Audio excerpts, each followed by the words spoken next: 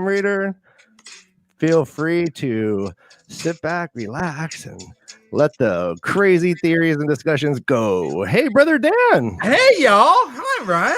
What do you think of the new digs? I made a new little background. It's orange. What do you think? I think it's the ambiance works. It looks like it's kind of like a cool little Italian cafe that just has like tables for two. Yeah, I love it. I love it. Well done, Ryan. I'm gonna give you a voila. Oh, c'est la vie. Grazie. Hey, everybody, real quick, let's just a quick reminder. If you haven't done this already, please subscribe to our channel. Okay, so Dan, hey, take it away, buddy. So first of all, thank you each and every person that's watching now and each and every person that's joining us. We will interact you as it comes up. But first, let's bring our man in, right? We got a man. We got a first time reader. You guys all know who it is. All right. I think the fact that he is a man is probably the least important characteristic of him. Ryan, you hear his voice. He is a man. Let's do it. He could be a female frog man. Well, true. Okay. But in this case, Todd is all man. So we have our first time reader. You all know him. You all love him. You've seen him without a shirt on. Guys, in your homes, quietly applaud for our first time reader named Todd.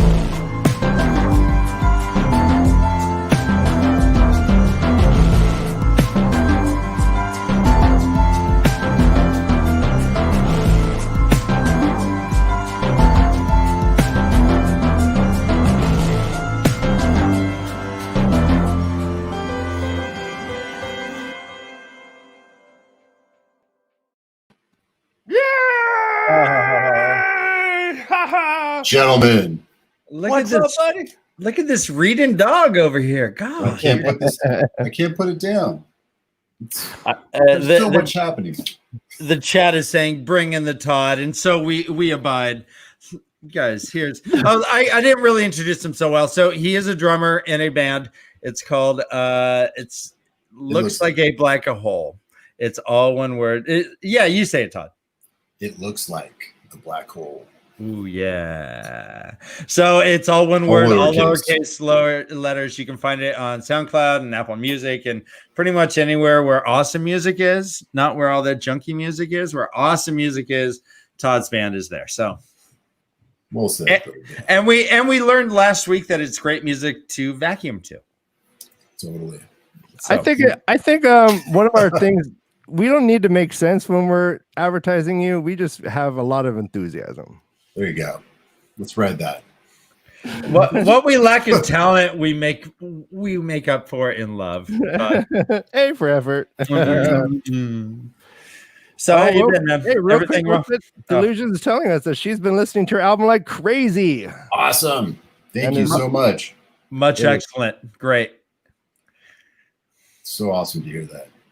That warms the heart. The cockles beneath your tie. Deep cockles. Anyways, I think there's a huge uptick in listens, and I don't think your bandmates are telling you, and they're just pocketing all the profits. Actually, no, I did talk to the head guy, the band leader, who's in charge of all like looking at who's listening around the world. He said listenership is up. Yeah. Good job, everybody. Thank you so much. How about Blue Bottle Coffee? How's their are their stocks up? Are they getting way up? Are they way up? We're having a bit of difficulty at the moment, but we're doing everything we can. I think this show is helping the most. It can't hurt out of all the things they're doing. I was gonna say we can't hurt, but that's not true. So right. So anyways. Onward. So hey guys, I just got back from a vacation. Oh sweet. I've seen some amazing photos. I went flying. I piloted a boat. I went crazy. It was awesome. And where did you go? Up. All right. So here's Michigan. Right. So Michigan is a mitten, right? And we went like up top of the mitten in a place called Charlevoix. Is it? There you go. Yeah, it kind of looks like Michigan. Sure. Just turn it around. So if I look tan, if I look refreshed, if I look like I smell like a campfire, that you were correct on all fronts. Oh, I was just gonna say that, dude. I look like I smell like a campfire. Your eyebrows have there might be some campfire ashes in there. Yeah. Did you ever have an issue with the metal wires getting heated up in the campfires? My I mean, they're right there. We can't deny we don't have a budget to get those out of there. So yeah, the sticks, do those get heated up and turn flaming hot red? No, well, what I've learned is that I could just put like marshmallows right in. That's what I was gonna say. That's like perfect for s'mores, man. And then I just hold it, and then I just eat them, and I get all sticky, and yeah, it's great. Our friend Jake D is telling us that he's running errands and he won't be chatting, but he is here and he is with us. So everybody, awesome. Go run errands. That's fine. We're fine. Just keep it on. Jake, be safe. Be safe, brother. Be safe. Get some earbuds in and just be safe. All right. So you guys feel like jumping into these awesome chapters, guys? They're so good. Yeah, they're so good. Yes. Oh my God. Yes. So good. So much information, man. All right. Yeah, so I can't even contain it. I don't think I've wrapped my head around everything. So you guys are gonna have to help me out. So yeah, last week we got into the prior two chapters up until chapter 11. This is when things start cooking, and again, we get a couple cooking chapters here. This first one, so much. This first one is chapter 12. It's called Across the TAVERN. I don't remember if we've ever had this emblem here before. It looks like a teardrop, white teardrop with like kind of a sun and like splashy things on it. I'm not sure if we've ever seen it, but I do have a somewhat of a outline kind of going. So this is the first part of the outline. I'm going to call the Fairy Crew, aka give me a mean face, boy. So what we have is the chapter had ended. Chapter 11 had ended with the ferryman going and getting his crew. He's like, I don't like to do this stuff in the fog. I don't like to do this stuff at night. But you gave me a whole bunch of coins, and you promised just as much on the other side. So I'm gonna go rustle these guys up. He comes back with six dudes who and right before he comes back, Lan's like, hey, and at first he goes to Perrin and like throws his cloak back so he could show that big old axe. Rand's like, oh, we're in tough mode. Okay. Wham! He throws his sword. Matt kind of does his thing. Tom whips out a knife like and is so awesome that Maureen kind of laughs and Egwene like claps and is like, oh no, that's great. I feel like this is like the first battle portrait or like battle ready portrait of the group. Like, I don't know. It's gonna be awesome in the show. Like, right. I really want to see these knife flourishes. Yeah, it'll be awesome. So they show up. Wait, they're looking hold on, all real bad. quick. Hold on, brother.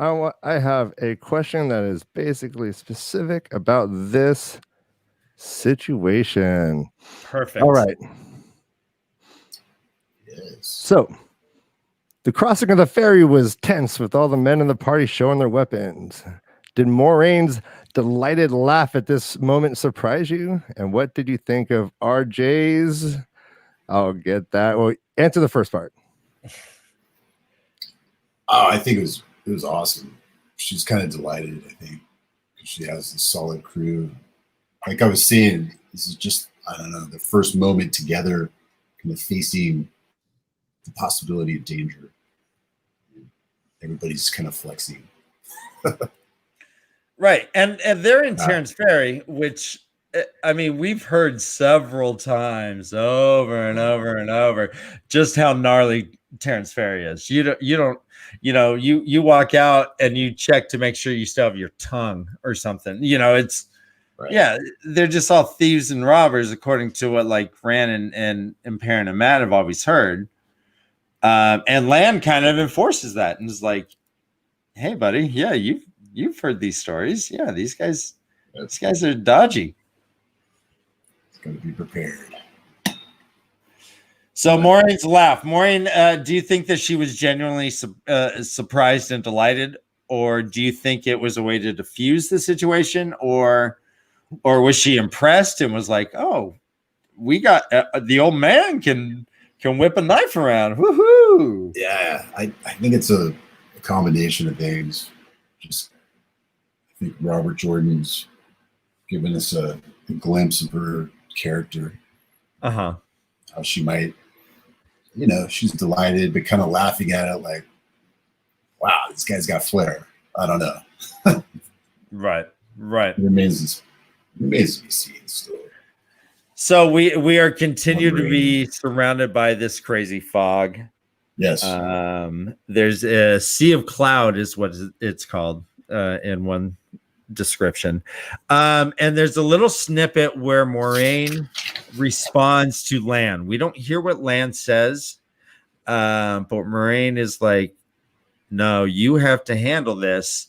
Right. I'll draw too much attention. So what do you think that conversation was? I don't know what she's talking about. I suspect it's Rand. She's talking about Rand, and because it's if she stands out in his thoughts enough or something like that. Mm-hmm. Yeah, she didn't want to stand out enough.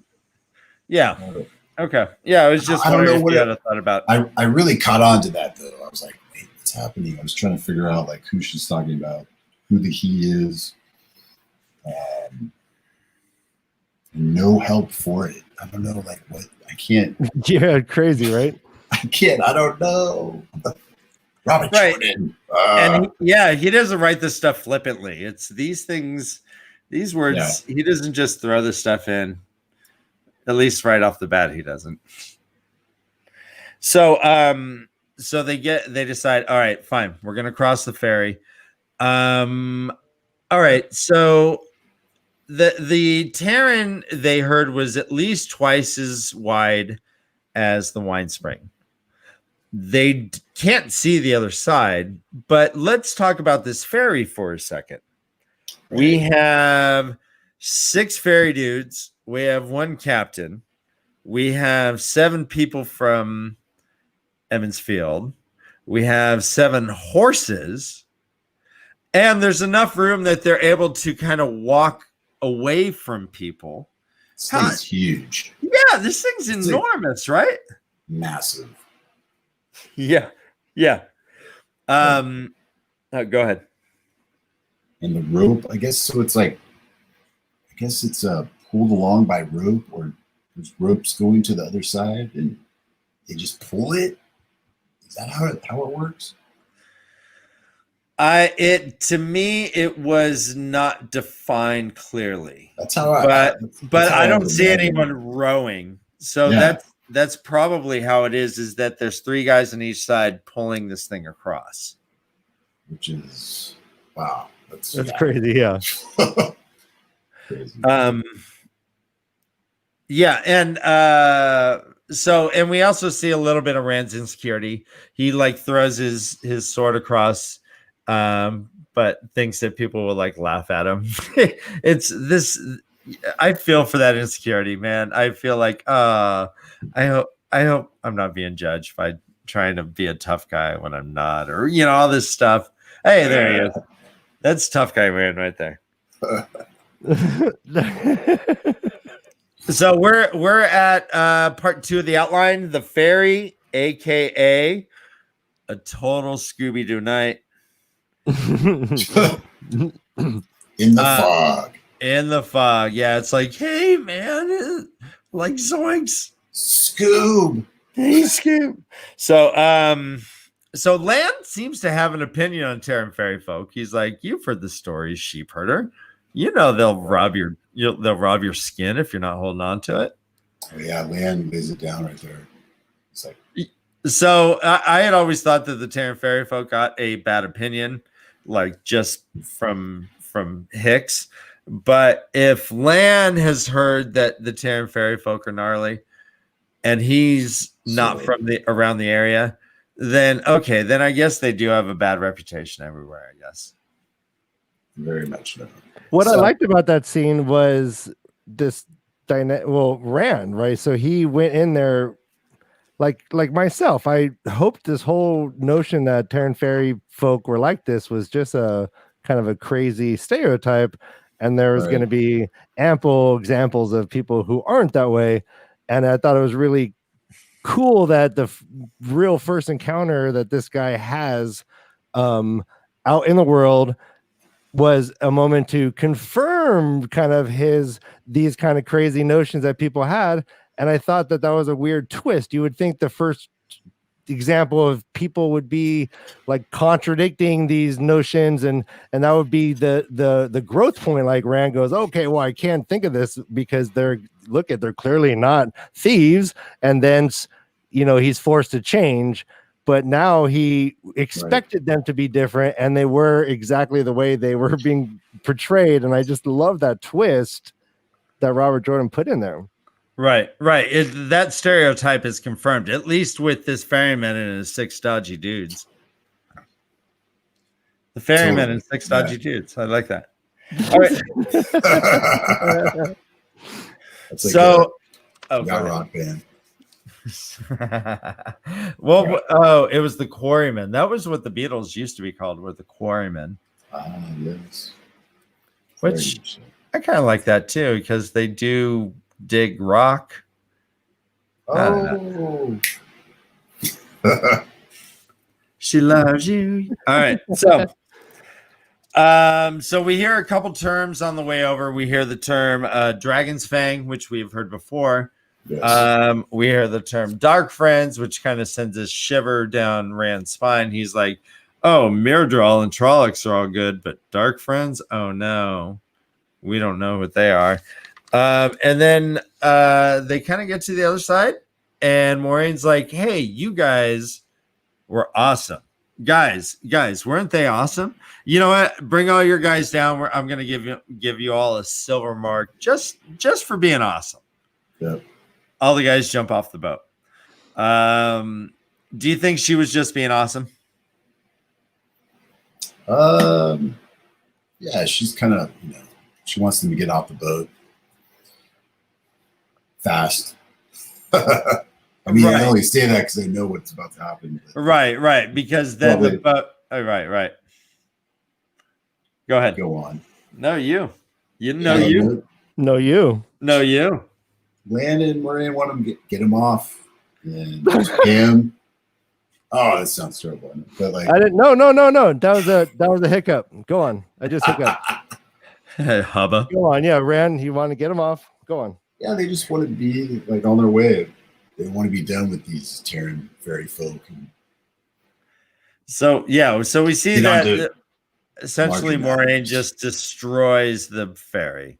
She creates a whirlpool where no whirlpools exist. Although we do hear that there are dangerous currents that you can't really swim across the Terran. But nothing like a whirlpool. That even the fog was swirling and all that crap. I'm picturing kind of like a water spouter or a mini tornado or something is just whipping around.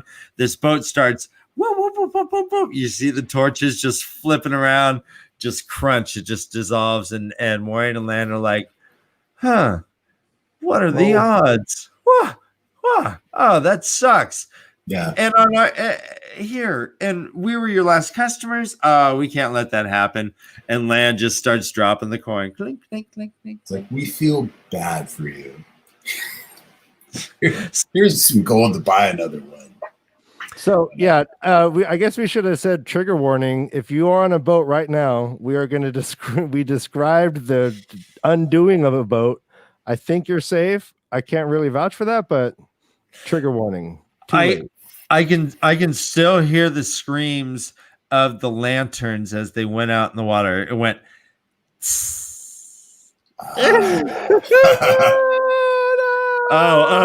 It keeps me up at night. Oh God. It can happen to anyone at any time. Oh God. The hiss of the lanterns. Oh God. Yeah. So that fairy no go. Land's like, oh wow, sucks to be you, but here, let me hook you up. This dude gave. So the line here is a sudden inarticulate cry, and grabbed the coins and just ran off into the going north up the riverbank. And it's just Hightower too. Doesn't he like ditch his men? No, they're right behind him. They said they were a half step behind him. So what do you think this sudden inarticulate cry sounded like, Ryan? Yeah. Sudden inarticulate cries? When all that coin went into his hand, he saw his fairy, his livelihood, his job, his whole life just go into a random whirlpool, but he just has enough money to go anywhere. Just a high pitch. What is that cry? What is that? Well, okay, so I have two screaming faces right here. That is the cry. Two faces together screaming. Oh, nice. Like this? Hold on. Are we merging? We're merging. Oh no. What does this mean? This has never happened. I'm Brother fighting Dan, it. I'm fighting it. I'm coming back. Nice. Oh my God, you were so creepy inside. Oh my gosh, you were so creepy inside. Oh, I'm shuddering. All right. All right, guys. The mind of Brian. It's weird. You're right. I don't feel right. I don't feel right at all. What's going on? As Scar said, you have no idea. All right, so back to the matter at hand. We get to number 3 of my outline called "What a Pity," aka "Sucks About Your Fairy." So the whirlpool happens. It's they both go, "Oh, what an unfortunate event." Cash. Ryan, do you have a brand book? I have definitely. So, yeah. So that's what Land just gave the dude. He's like, clunk, clunk, clunk, clunk, clunk, clunk. I like how just anytime you see Land, just know he is carrying. He has so much coin. Dude has so much coin. He is so rich. I love it. Yeah, they're fully funded. It seems like Land and Moraine.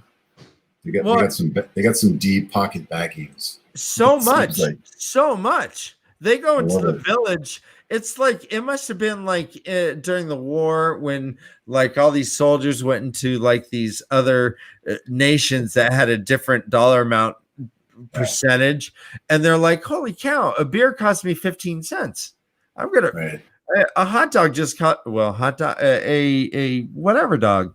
Just cost me like 40 cents. Like the whole thing. I just got drunk and ate for like $1.50.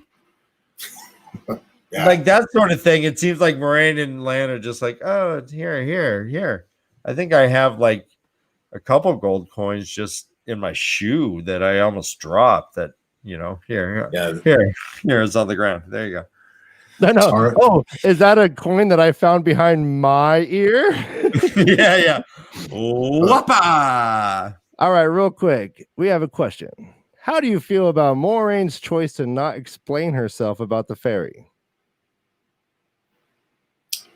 She's definitely keeping it, she wants to keep some of her powers secret, I think. But I do notice she starts gloating a little bit. Oh, yeah, she brags big time. But she wants to keep some powers, I think, or just not admit to them. Well, yeah, so she shows off. She's like, yeah, no one, like maybe 10 people could do that, and no one on a galloping horse, baby. Yeah. She's patting her own back. She's like, God dang, I really did well. And then Matt's like, well, why'd you do that? Why'd you break his stuff?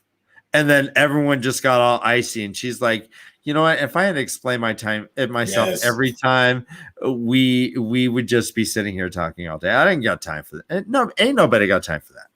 Yeah. And Guys, she kind of changed the subject. Guys, hey, whoa, hey. Our friend Headski's, he's on a 10 to 15 minute break. I say whatever Hedsky wants, we delivered. Hedsky, personal, whatever you want. Do you have a question? Do you have a request? We're going to give you the best 10 to 15 minutes of your life. Front of the line. Front of the line.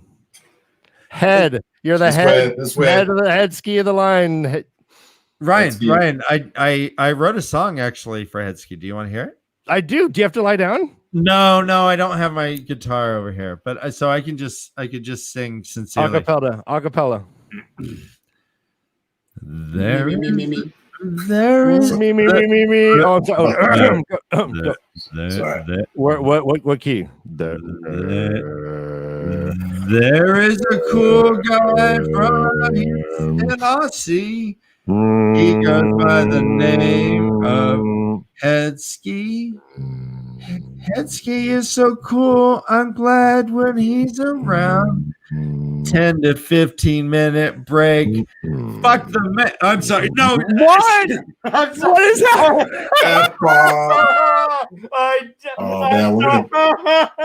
I'm sorry.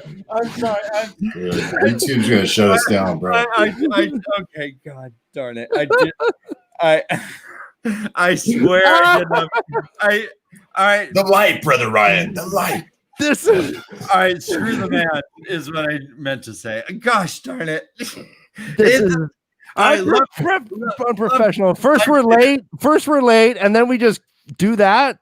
I'm so sorry. We apologize. Oh God. We apologize. If there are any children or children's children or animals' children's, please apologize for us in the language of their choice. I just earned our E. So do we have an E for this episode or no? What is that? E for everyone? No. Okay, no. E for explicit, baby. Yes. All right. No, I'm sorry. I won't do it again. I'm sorry. All right. Actually, now that Hedsky's here, maybe we can get him to chime in. I've been waiting to show everyone. I have some pictures of Brother Dan and I back in the 70s when we were having a good old time before we got old and crotchety. I want to show you. So I think we should. I want to maybe see your opinion. What you guys think of this? Is a brother? Oh, Danny. Oh, Dan looks affronted. I'm sitting. Holding back judgment. All right, Todd, you ready? It's going to go right in your face. You're going to be like, right, here it comes. Yeah. Oh, man. So Brother Dan and I, we used to cruise around in this big car that was like a boat. And it was like, it got like 3 miles per gallon. Oh, Brother Dan. But here we go. Waka waka. All right, here I am. Back in the day. I look great. I think I haven't aged a bit. No, you. Hold on. Okay, so Brother Dan, your eyebrows are so much smaller back then. Okay, so right now, Brother Dan, this is Brother Dan as Andy Kaufman, and I guess I am the Hawaiian guy in Fear and Loathing in Las Vegas. Oh, yeah. Really? You're the lawyer? What's his name? I'm the lawyer. Yeah. Okay. Lawyer. And Andy Kaufman. Hello, I'm Brother Dan. I'm the lawyer. Give me all the blah blah blah blah blah. You're Benicio del Toro. Okay. When the song reaches the rabbit, throw it in. Throw the radio in. Throw the radio in. All right. If you like this kind of content, please give us a thumbs up. We love you. I'm gonna give you a hug. And all right. Like and subscribe. All right. So yes, Maureen bragged. She's gloating. She's like, yeah, I did kind of kick some booty back there, didn't I? Tom's like, well, why don't we have it going all this way? And she explains her rationale, which is a pretty good idea to kind of to lure them down the river while they continue on to Berlin. Or to split his hunt to split the Mydral's hunt because he doesn't know which way they're going, so he has to go both ways. Correct. And if the fog goes this way, then they're probably using the fog is the rationale. Yeah. So now we get into part 4 of the outline called Land's Hidey Hole, aka Maureen's private Montessori. So sounds very pleasant. Yeah. Well, a hidey hole. I mean, it certainly is pleasant. He had stored. He's like, he crawls back out and he's like, oh, hey, yeah, the wood I left is all dry. I have a small fire. I'm making some tea. You guys want to come in? I have some cheese and biscuits. Come on in. The game's about to start. I have the Tyson fight on pay-per-view. Come on in. Hey, real quick. Yes. How do you feel about Maureen's choice not to explain herself about the fairy? Yeah, didn't we answer this question? Did we do this? Maybe I didn't answer it. Time Warp. Did we actually answer this? I feel like we maybe tangented. So what do you think about that? So she did not answer that. What do you think? She just wants to keep some of her powers mysterious. I don't know. She'll gloat about the fog and stuff, and about her chess move with the Mydral. She's like, I won't admit to that, but I did it. No. I don't know. Right. And so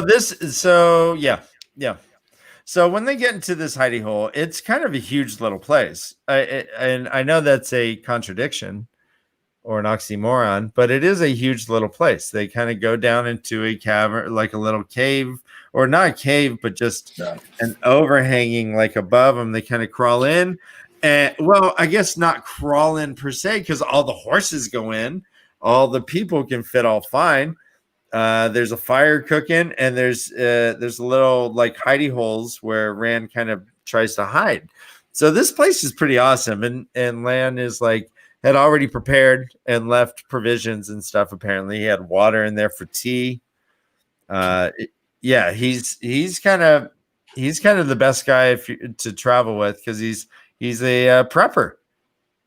Yeah. So to that point, Delusion says Moray knows more about before breakfast than Bilbo Baggins knew his whole life. Wow. And when I first read that, I thought she said that Moray knows how to make breakfast better than Bilbo, but now that I see it. Anyways, yes. I think we all agree. Yeah, so during this part, this is the important part. So Maureen and Egwene are sitting cross-legged across the fire. And this is where Maureen's private Montessori comes in because she starts dropping some knowledge about the One Power. We hear the term Saidin and Saidar. Saidin is the male half. Saidar is the female half. We hear that the male half is slick of evil or oil. It's tainted.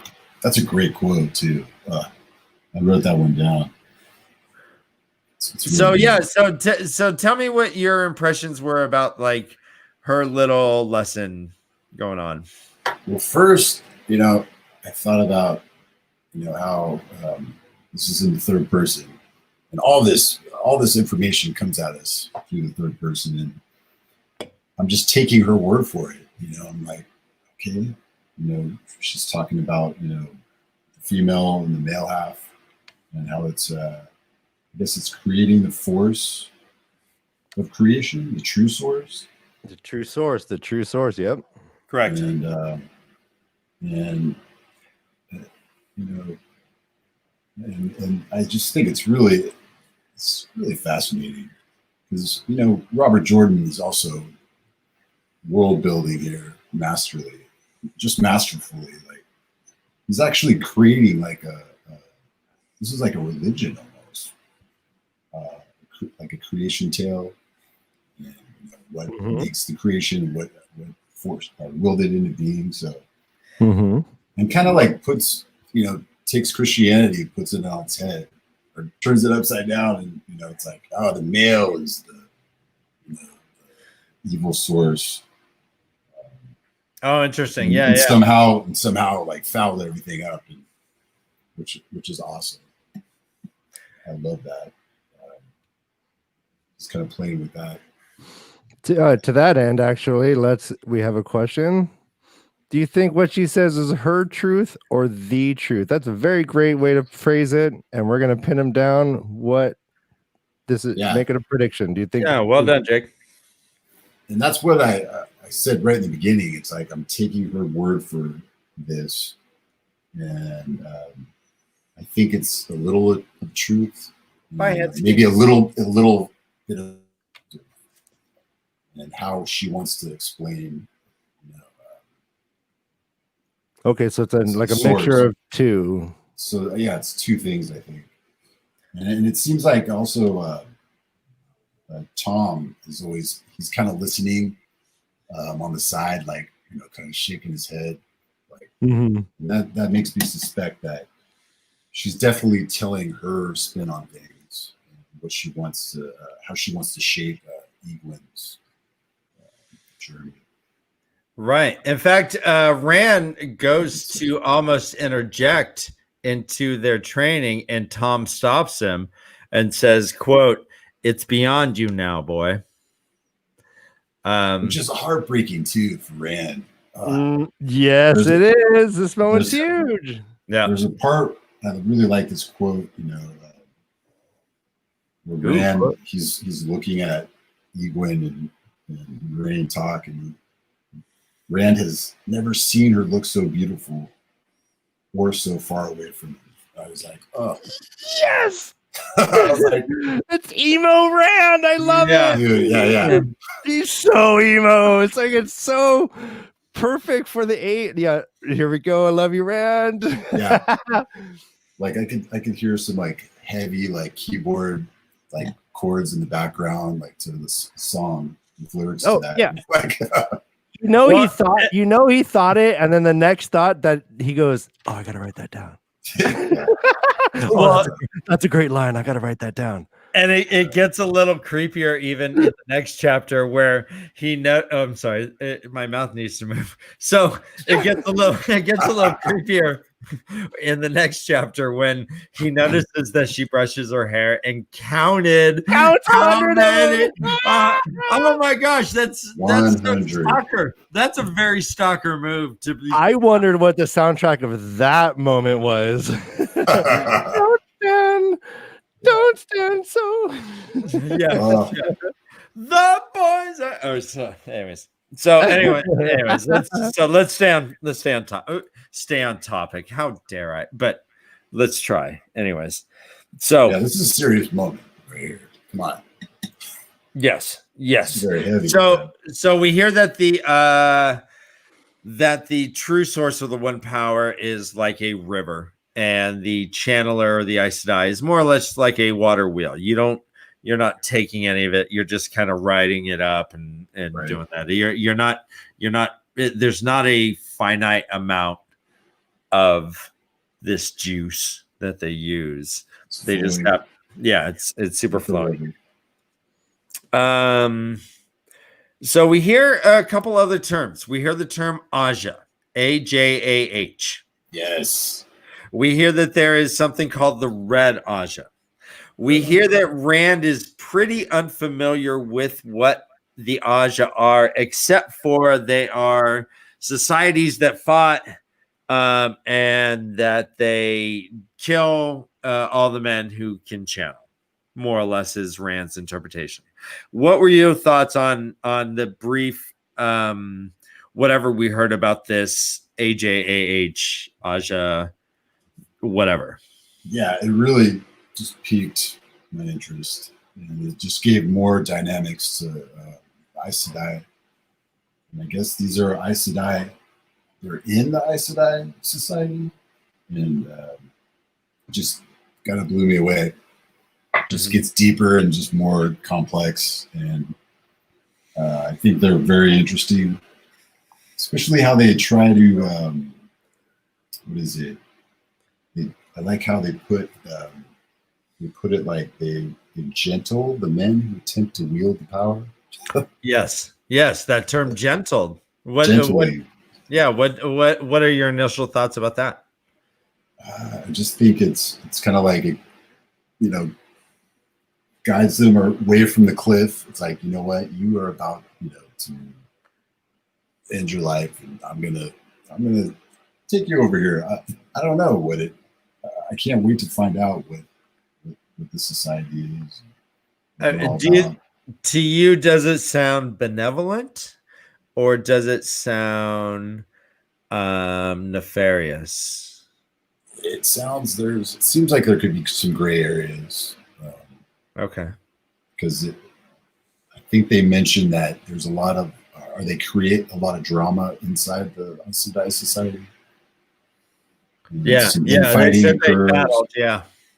And then that leads to like other color Aes Sedais or other color Ashas, right? Okay. So I don't know what it is. I think they're probably a very gray kind of area, or nefarious, like you said. Okay. So we see Egwene and Moiraine. They're sitting across. Egwene whips out her little blue stone that she was wearing on her forehead earlier. Egwene asks if that has the power, and Moraine's like, what? No, stupid. No, dummy. She kind of scoffs at her like, things don't have the power. Right. You get that through your head, first of all. So, but they sit there. They start making this little thing glow. And apparently Egwene was able to do the final glow. And even though it was faint and not much, and at first she was personally disappointed by it, she learns that this was actually a great achievement. And most people need to study officially for a few months before they're able to do so. Right. So it kind of means that Egwene either is a natural at it, I guess, or had, and Moiraine was like, "Yeah, you're about to pop. You're about to burst." That was really interesting too. She says that from the first time she met her in the Two Rivers, she sensed that she was about to have her change. Yes, exactly. So what are your thoughts about that? And what do you think the negative effects are that Moiraine was alluding to, or the unpleasantries, I guess you call them? Just that, each person responds differently to the change, and I guess you could negatively or positively.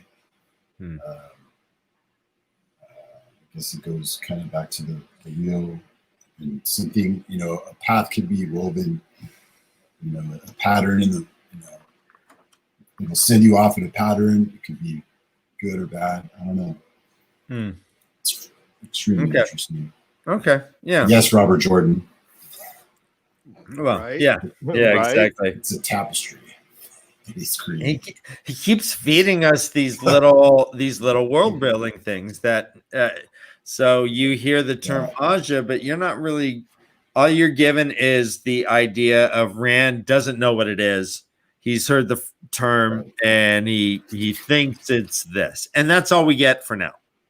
For instance, I'm going to ask you to pause real quick. I want to say hi to our new friend Kitty Kiyomi. She's made some great points, and she's been very active in the chat. Here we go.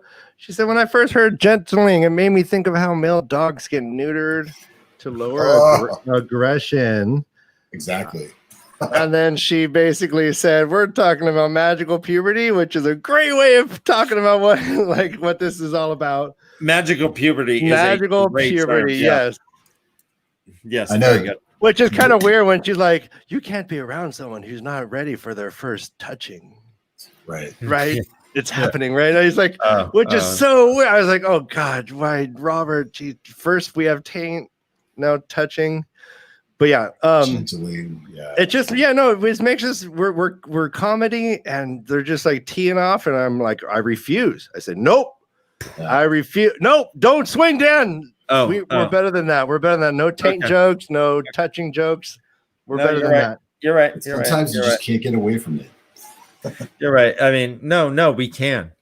And we will. We can. We will. And our friend Zool, she asked, why did Rand want Egwene to fail to use the one power to light the stone?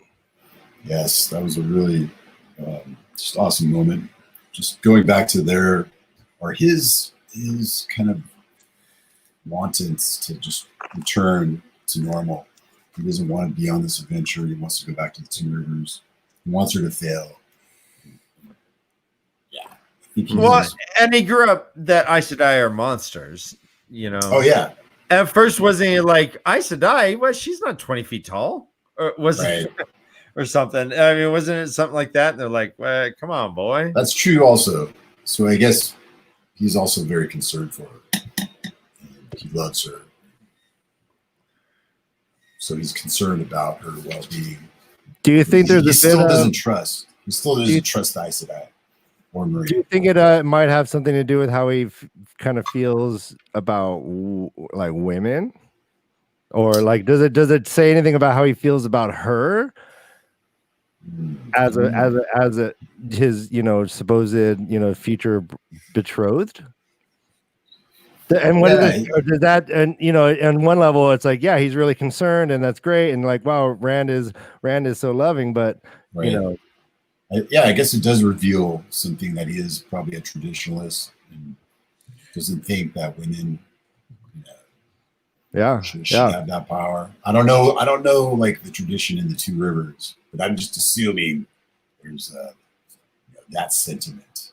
Right. And he says a couple times, no one leaves the Two Rivers. No one leaves. Yeah. And then she starts brushing out her hair, and he's like, What the heck are you doing? You waited your whole life to put your hair in a braid. The women's circle would flip their lid if they saw you. And she's like, well, I said I rarely braid their hair unless this is what they choose, because I'm an autonomous woman and I can make our own choices. I'm trying to imagine. Everyone's like, what? So he 100 brushes. Yeah, right. Creepy. Can you imagine that being in the television show? Yeah. Is he like back in the corner, like just staring, like he won't, or is he just kind of like and like looking, and then and then he looks again? I think he had to count 100. He has to be staring. Well, and every once in a while he's like 73, 76. Yeah. So creepy. It's like what's that? Maybe he knew that she always did 100. Maybe it's not the first time he's watched her brush her hair. So he was just confirming. He's like, yep, 100 again. Well, remember Back to the Future, the guy's dad was, my dad's a peeping Tom. I mean, maybe Rand's just a peeping Tom. Just observing, I mean, we all know his observational skills. He's showing that already. Right. Hey, voyeurism is alive and well in the River. And he lives in a bachelor pad, or from a bachelor pad. So a bachelor pad. You're right. Do you think? And I don't think they have like any. I don't think they have any neighbors that are around or anything. It's just them. Anyways, I don't know what that means. Anyways, so Egwene is super stoked that she is able to light the flame. She's like, oh my gosh, she gives Moiraine a big hug, which is cool. I didn't realize they had that sort of relationship, and I didn't realize that the Two Rivers was so prone to outbursts like that, where they just will hug people. But trauma makes for certain friends and whatnot, comrades. So she throws her arms around her and says, oh, and she goes to Rand. It's like, oh, did you hear? I'm gonna be an Aes Sedai. And Rand's like, ta-da! Yeah. And that's the end of chapter 11, or rather, I'm sorry, chapter 12. 12. Yeah. Man. So that moment right there, the moment between Egwene and Moiraine, I wonder if there are qualities to that we're missing because we're just a bunch of dudes and puppets. I wonder if there's a kind of a kind of a woman to woman, or just a specifically female experience that maybe Robert Jordan was really able to get at, and that hug would was very maybe received very differently than we're receiving it. Like we were like, oh, look at that. But I wonder, if our female listeners felt that differently, and I kind of assume they did, and I think that's great. And I mean, I think it's endearing anytime a student feels compelled to hug a teacher. I mean, that's a beautiful connection. I just didn't really necessarily see it along the way, but maybe Rand didn't either, and we're only seeing it through Rand's eyes, and Rand is like a dumb sheep herder. Sheep herder. Yep, sheep herder. All right, so that was the end of chapter 12 and 12. Yes, and we are going to take a 10-minute break. And we have music. For our 10-minute intermission, we have a prepared playlist from our friend Hermit Convention. So I asked him. Hermit Convention. Yep. I asked for a good solid 10. He gave me a good solid 10. I'm going to try and get this going so everything sounds good. Tell me in the chat if the sound is not working. But again, this will be 10 minutes, and then we'll be back for chapter 13. Get your questions ready. Yes. All right, guys, if you guys can mute your mic somehow, that'd be great. You got it. That helps. All right.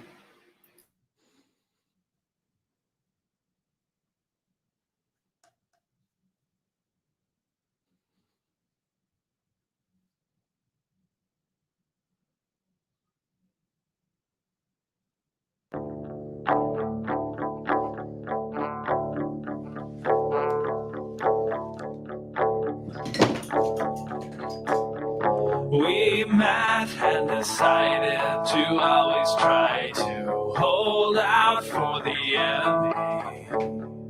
But how do we know that it's not me? The anchor is so firmly seated in a blinding, distressing, sort of fucking stupid way.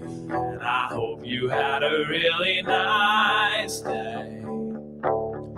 Go dance for the kids who never had a chance to be like anonymity. Still sporting the wrong shoes and socks, their bony legs just shy of atrophy. Their hearts rapid beating on a tattered sleeve, just like a dry leaf gently scraping down your street. Hang on for the second encore. We promised to play all of our big hits, so show us your tits and sing along to your best friend's favorite song. You know the one where it's going on way too long, and the guitar screams like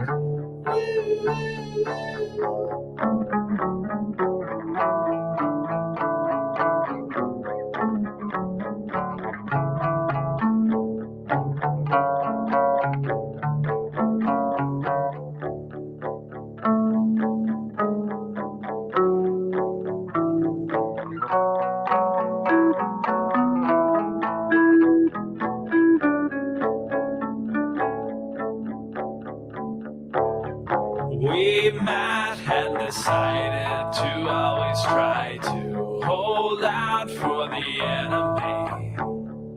But how do we know that it's not me? The walls are slowly closing in. This couch is wearing thin, and the joy is just a memory. And so you crush the leaf beneath your feet.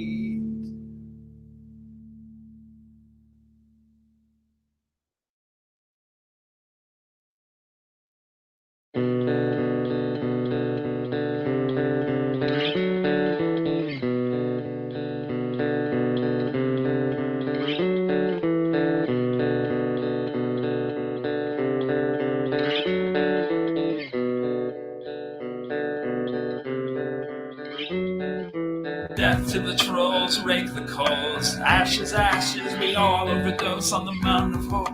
trying to cope. Some find out loud, some find dope. I'm a creature of habit, got a little of both.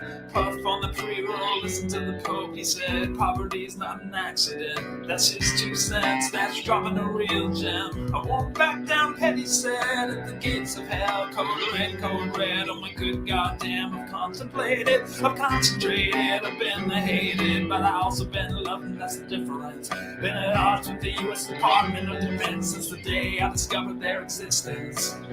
Shout out to the resistance, shout. Shout.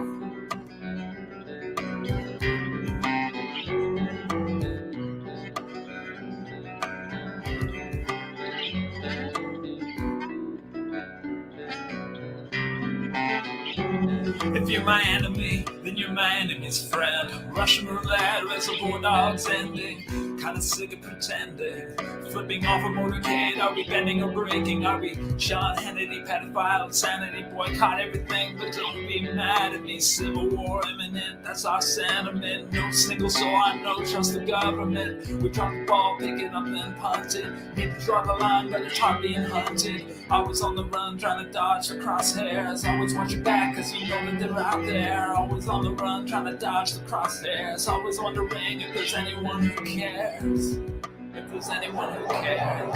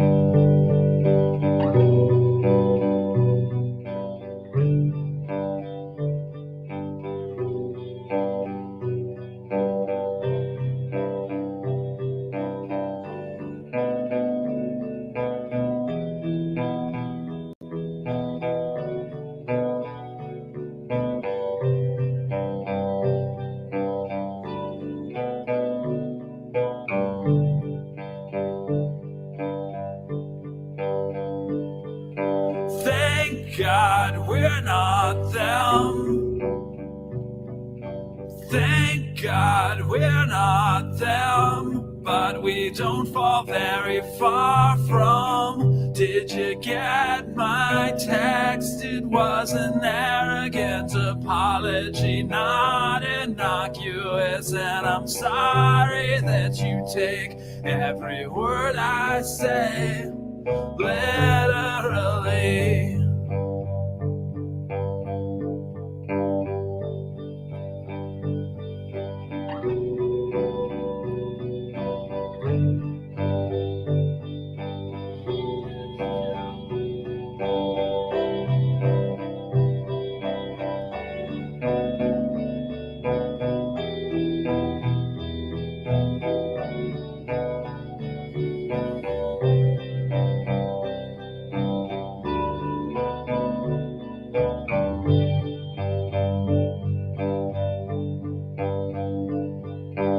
Thank God we're not them. Thank God we're not them. With movie posters hanging where the holes used to be. History Channel documentary. Flooding the room with the future doom of our past lives. Thank God we're not them. Thank God we're not them. Roll a stuntman treating the concrete like that hill in the park, in the rain, in the dark, when peppermint schnapps coated tongues and numbed collapsing lungs.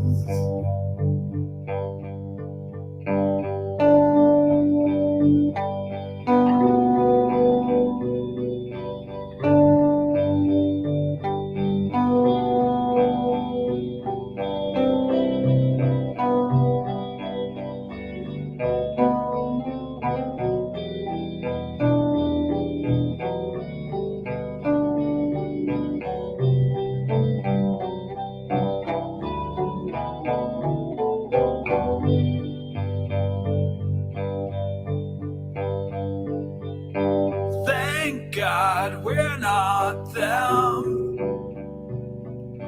Thank God we're not them. But we don't fall very far from. Did you have your kid? Is she ruling the playground like you did? And I'm sorry that you take every word I say literally.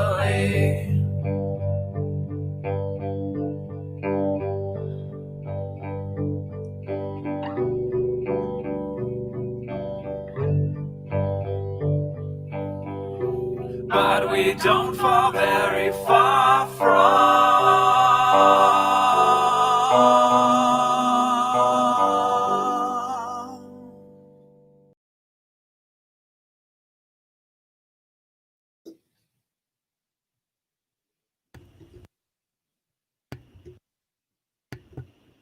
Man, I was getting all sucked up into the song. Golly. Holy cow. I love Hermit Convention. Hermit Convention is our friend Awesome. Craig. And those songs were with just with the bass, from what I would think, looping different effects on a bass and just playing by himself. Hermit Convention. And holy moly, anyways. And Craig from Hermit Convention has been doing some of our music for our show. He's responsible for some of our bumper music and some of the background music for our quote read. So he's expanding his horizons and he's basically scoring our quotes. It's really fun to work with him. It really is, and his stuff is available on SoundCloud. And I'm not sure what other vessels you can find it, but I know you can find him on SoundCloud. So look him up. He's really creative and fun, and he's a friend of ours. He's an amazing man. Yeah, he was actually one of the first people that I jammed with in Santa Cruz, I think, back in the day. Oh wow! Welcome to town. Welcome to town. Playing with Craig. Holy cow! Yeah, awesome. One of the first. That's a great call. You're right. Total Modest Nos vibes. Yes. Oh yeah, totally. Yes. Craig is one of the few friends of mine who has made me cry more than once. What? I haven't done that yet. By ripping leg hairs out your calf? You've made me cry and joy, Todd, but his lyrics have really touched me so much. His lyrics are talk about the touching. There we go. Back to the touching. All right. So gentling. Chapter 12. 13. I'm a professional dweeb. It's chapter 13. It is choices. It looks like we have Maureen's staff again. We've seen this icon before. But before we get into the chapter, Todd, does your book have a map? It does. Okay, so let's look at this map for a little bit. I gazed at it for a while, trying to get my grounds here before I started the chapter, of course. And this map is an interesting choice and an interesting location. There is not a spot on here that you have really seen or heard of much before. We have the Camelin Road to Camelin. We have White Bridge. We have the Caroline Grass. We have the Black Hills. None of these things have really come up. So this is. So what do you think about this? Oh, I just noticed Dragon Mountain is right near Tarbolon. Yeah. Oh, wow. I didn't notice that. Dun, dun, dun. So are you a map guy? I love maps, of course. Just reading Lord of the Rings, Game of Thrones. It's visual guides are just so good. Just really brings you in to the world. And anytime you can use little carrot things to indicate suddenly it's hills. Yeah, that's being as efficient as possible. Totally. So we have anything to comment as far as that map before we move on? And if not, that's fine. Let's see. Yeah, we can go on. Okay. Please do continue. Okay. So we are to the 5th part of the outline, and I hope I have been consistent with that. It's called On the Road Again, aka Bye-bye, Two Rivers. Yeah. So while they're in their little Lance hidey hole, Moraine heals everyone. Tom doesn't want it. He's grumpy, but he looks better. Rand tries to hide, and he feels that shivery feeling throughout his whole body. Just sleeps for an hour, but felt like he sleeps for 3 days and is ready to go. So when she heals him, so what are your thoughts as far as Tom's reaction and as far as Rand's reaction? I love the quote or how Rand explains it. Tiredness drained out of him like water running downhill. Aches and soreness ebbed memories and vanished. It's like, so well written. I know. Can you imagine that feeling? Just I'm all good now. Like, I think it's awesome. I would love to have Moraine do that to me. Right. Oh no. No. I just opened up some other. No, come on, own it. Did you write a fanfic? Tell me about your fan fiction right now. I can't tell you about it right now, but it's going to be coming out in November sometime. Is it called the Second Touching? Hold on, November, people. It'll be on our in our store. I can't. Yeah. Is it a comic? Is it a comic book? All right, so it's an erotic novella. No, I'm just kidding. I kid. No, go on. No, please. Wow. We could go on to something else. All right. So Moraine heals everyone. Perrin kind of wistfully says, "Yeah, we'll be back in a month or so. Don't worry about it. It's all good." Lan and Moraine hear him say that, but they're just kind of silent to that whole notion. They just kind of ignore that it happened and whatnot. We learn in this chapter early on, and this is kind of an interesting way that they did it. It said Barillon was almost a week away, and then it goes through pretty much the 6 days that they're on the road. We hear the name of Lan and Moraine's horses. Very cool. Do you remember their names? Yes. Lan's horse is named Mandarb. Ooh. Mandarb. We got a Mandarb. Mandarb's in the chat right now. Mandarb. Go, Mandarb, go. Go, Mandarb, go, Mandarb, go. Go, Mandarb, go, Mandarb, go. Go. Todd, what are you doing there, Todd? Oh, nice. I don't know. I'm holding up Mandarb. Okay, well, boom. Bye, man. All right. So we have Mandarb and... Which is Blade in the old tongue. Blade. Thinking if you just had that Ladies, they call my Wait, horse. what did you just do, Todd? Hold on, what was that? He What did just I said, do? You're telling us the old tongue definition of these names? What happened? I pick up on things like this. What? Do you speak the old tongue? I'm telling you a thing or two. Are you learning? Teach No. me. All right. So what's Maureen's horse? Aldib, And what does that mean? West Wind, Yeah, there you go, baby. It's the which might be a homage, I think. Oh, I'm throwing it out there. I'm throwing it out there. Throw. So this comes from I don't know if you've heard of Frank Herbert. He's a science fiction writer. He did Dune, correct? He did the Dune Chronicles. Okay, yeah. One of the main central characters of it is Muad'Dib. And I don't know, Aldib, Muad'Dib. Whoa! It might be. Just saying, I don't know. Is there anything about West? I was Any trying to connection think. with the West? There might be something about that. I'll have to look at that. It is the wind that brought the spring rains, which is as delicate as the horse prancing around is. It's everything about this horse is perfectly named. Love it.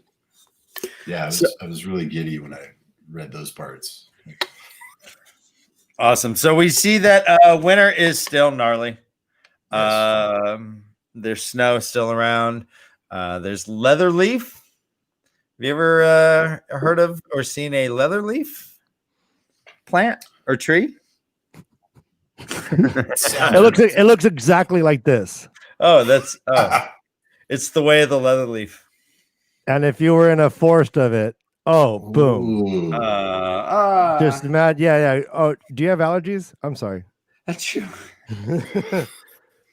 All right. So they're cruising along. They're still going off to Baerlon. They're avoiding all the farms. They're going across what Rand knows as the North Road, but he assumes that the name is changed on this side of the Terran. They're avoiding all the farms. They're kind of doing a serpentine. Yep. You go this side of the road, go this side of the road. Parents, like, he sees a farm and he's like, man, it's no different over here than it is there. But Matt is like, of course it is, dummy. We're north of the Terran. Of course it's different. And Rand kind of agrees with them, saying, yeah, it's got to be different.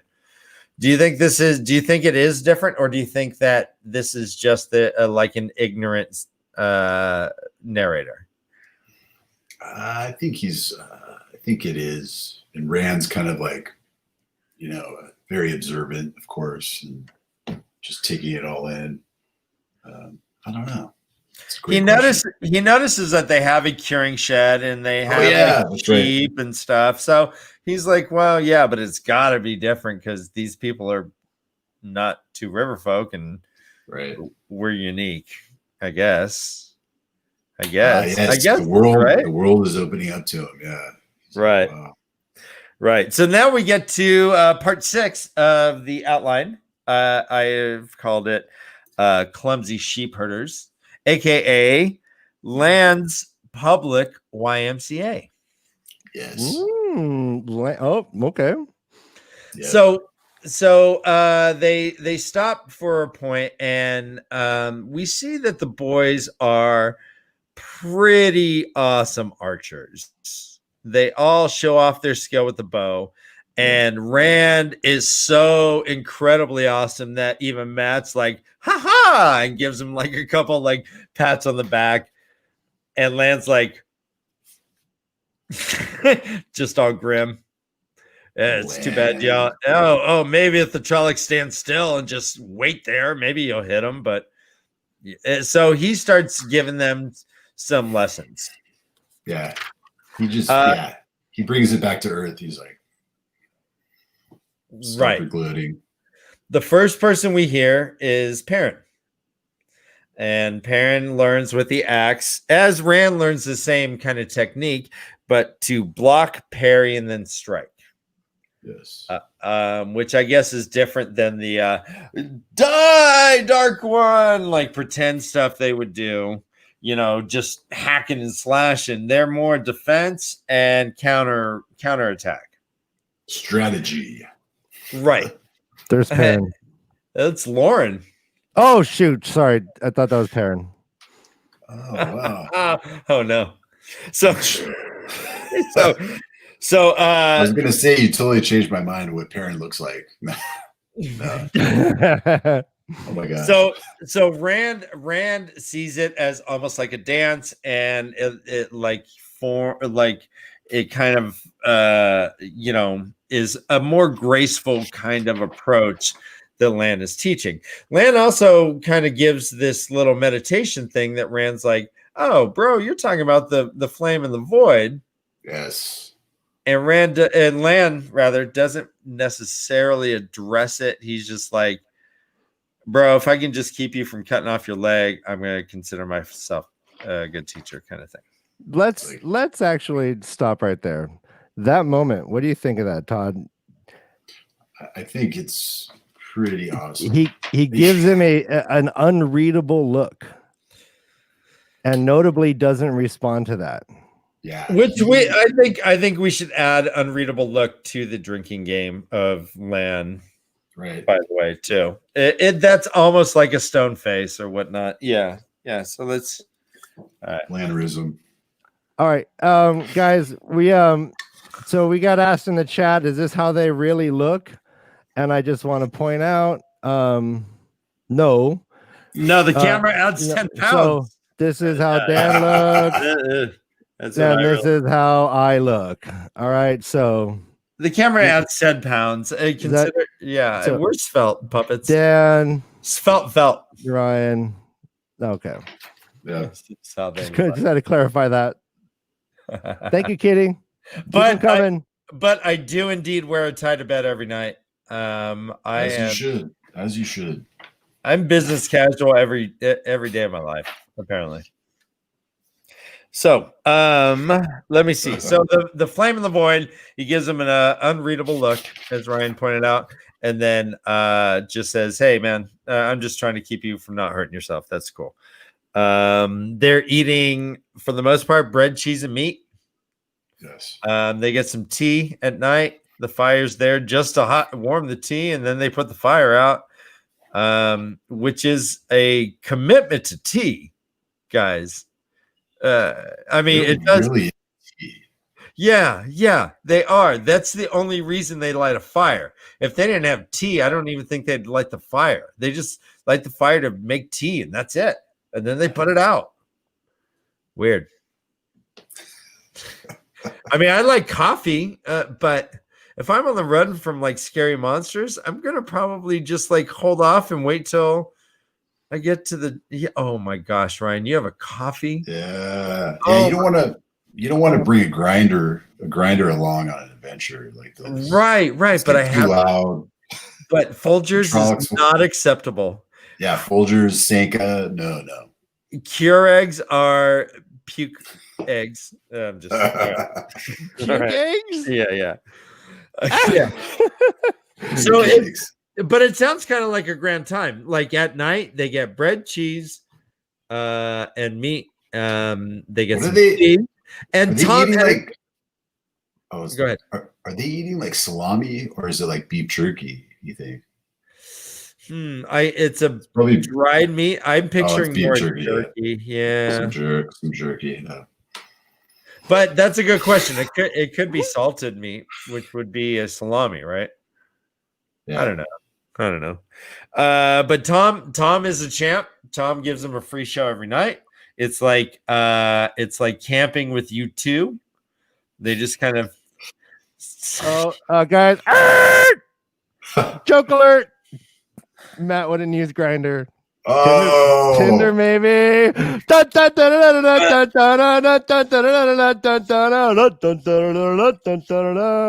badger to the rescue.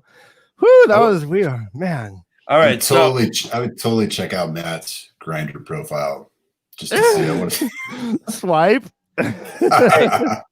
It would be spoiler. You would not want. Yeah. There'd be a lot of things you would not understand. Look at this handsome fella. Oh, look at that handsome fella. You would swipe right on that. Oh, hey. Swipe. Yep. Back. Swipe. Back. Swipe. Is that how it works? Hey, Matt, you what? I wouldn't know. No. I wouldn't know how it works. So wait, you just keep swiping right and then what? And then like you get a date. I don't know. and then they just they appear at your house.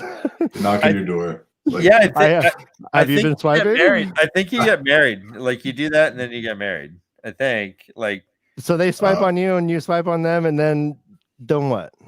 You accumulate swipes, like you accumulate likes. You're like, hey, I got 100 swipes.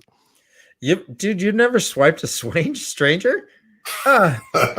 All right, so I learned about swiping early on when I would watch Dora the Explorer. Swiper. And they tried to tell him, they're like, swiper, no swiping. And he's like, no swiping. No. And he's like, no, I'm an autonomous male fox. I can do what I want. I'm gonna either swipe left or right. Well, first he would say, "Oh man," and I think that's where he met Diego. Was actually on one of these sites. Oh, thank you. Yeah, that's an insider. That's an insider Dora the Explorer joke right there. All right, let's get back to this chapter. God, please. You got me so sidetracked. I start talking Grindr and Tinder, and Dora. It's their fault. All right. So we are on part 7 already. We're on part 7 already of our outline. It is called "Grow Up, Rand," aka. Oh, wait. Sorry. Well, that was bad. That was bad flow, but this is good. Bad flow. We'll fix that in post. Drew Hawthorne says Matt wouldn't even need Tinder. He'd have his own app where he winks and his address appears. Totally. The wink. Ding. All right, I'm gonna try this again. I'm gonna say, all right, start over and go. Hi guys. I'm Brother Dan Puppet. Do you guys suffer from irritable bowel syndrome? All right, never mind. All right, ready? Part 7. It's called "Grow Up, Rand," aka Braid. Silly boy. All right, so boy. So we see Egwin's Braid, who made a brief appearance in this series, is no longer. It's been tossed aside. She has transitioned beyond that braid, which was the top echelon in her little pastoral experience, her happy village life. That braid was actually a shackle. That braid was a shackle, and she brushed that out 100 strokes that Rand creepily counted. Yes. And I bet your hair shined like the wine spring. It was beautiful. So, and she never looked more beautiful. You're right. Rand is creepy, obviously. He kind of challenges her. He's like, "Hey, what's up? You how many? Whoa. Yeah. And she's like, "Are you okay? Why do you keep saying that?" And he says, "Okay, I stutter. I stutter sometimes. Okay. So he's like, "What's up, Egg? What's up? You're changing, baby. You're not the same girl I knew in the village." And she's like, "You're right. I'm gonna be an Aes Sedai, and Aes Sedai either braid their hair or don't. Who cares, right? I don't care. Do you care?" Rand's kind of getting his mind blown. He starts getting judgmental. He's like, "Dude, you're just following because she's doing it," referring to Moraine. They start yelling. Bah, bah, bah, bah, bah, bah. Land's like, yo, kids. You trying to wake like the direct car? Yeah. Land's like, shut up, guys. Rand then like shivers. I don't know why I wrote that down, but Rand shivered. Let me. It's okay. All right. So that takes us to part 8 of our outline, which is Edmund Fielder's complacency. Right? Okay. All right. So Matt, they go back and Matt has his hands behind his head. He's like looking at the stars. He's like, God, we're so safe right now. Remember all that danger? That's so long past. We're all good. Yeah. Yeah, we're fine. Perrin's like, yeah, what about the Drakkar, the Trollocs, and the Myrddraal? And Rand's like, yeah, what about them? Let's go to Ilion instead. Once we get to Camelin, we can just go south. So what do you think about Matt and Perrin and Rand during this little exchange? Yeah, they're getting a little too comfortable with Lan and Moiraine's, safe guidance, I think. And they're starting to question, whether, I think one of them questions whether they're being chased at all. I can't remember which one it is. It was probably Matt. And Matt is also like, yeah, let's go to Ilion because there's no ice. And Maureen's standing there. Listening the whole thing. And then she kind of gives this ominous threat. Do you remember kind of what she tells him? She basically lays down that, before I let the Dark One have you, I will destroy you myself. You boys. Like, yeah. Like, You boys. It's pretty heavy. Like, she lays it down. She's like, I'm trying to. Oh yeah. She says that this is where she first admits, I think, that for the rest of their lives, they're going to be on the run, right? And like, you're going to be on the run, you're going to rest here, like be on the run. Like, so I think this is the first moment where she kind of admits that, right? Which is like pretty heavy. Mm-hmm. Right. I mean, yeah, she pretty much says the Dark One is after you three, one or all. And if I let you go off running, or if I let you go running off wherever you want to go, he will take you. Whatever the Dark One wants, I oppose. So hear this and know it true.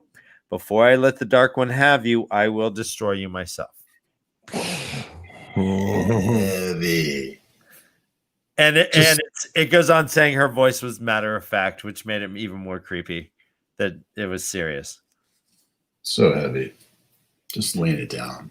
Yeah. So she threatens pretty much, and this is a magical woman. She threatens to destroy them herself. Do you still see this as being her guiding them, or is this a hostage situation now? It definitely made me think it's more than keeping them safe.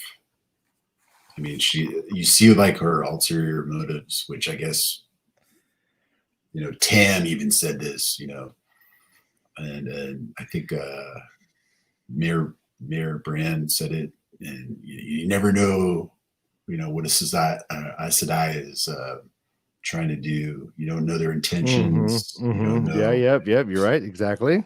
And this is definitely playing into that. And, nice. It's very frightening, actually. It's like, wow, okay. I'm starting to understand more of, I guess, the duplicitous nature of Aes Sedai, or how they just have grand ulterior motives that don't necessarily bode well for somebody or certain people. Like, now, do you think that that tactic, how do you think they're gonna, like, how do you predict the three of them are gonna respond to that tactic? Man, I think they're pretty blown away by that. It kind of puts them in their place, or makes them even more frightened of her. I can't remember what Rand says right after that. Shoot. I think it definitely makes her more powerful, and they kind of listen to her word more. I don't know. Right. So let me ask you another question. So after hearing this threat, and again, I'll quote it, I will destroy you myself. Is Rand unjustified to feel concern for Egwene and her personal training going on? I think it definitely strengthens his justification to be cautious around the Aes Sedai and what her intentions are. Definitely, I think it strength is that, I think. Yeah. Right. So, I mean, it does take away a little bit of the camaraderie balance per se. We now have someone saying, "What, you think you're going to Alien? We're going where I say, and if I'll destroy you." I will destroy you. Yeah. And she's like the main teacher for Rand's up until recently kind of girlfriend, kind of assumed betrothed person. I'm not really sure. Right. So super heavy moment right there. That's for sure. yeah. So they instead of when they're riding, they ride it during the day. At night, instead of taking the saddles off, still they hobble the horses. They hobble Mandarv, they mandal Aldib, Storm, Cloud, and they also hobble Bella. What?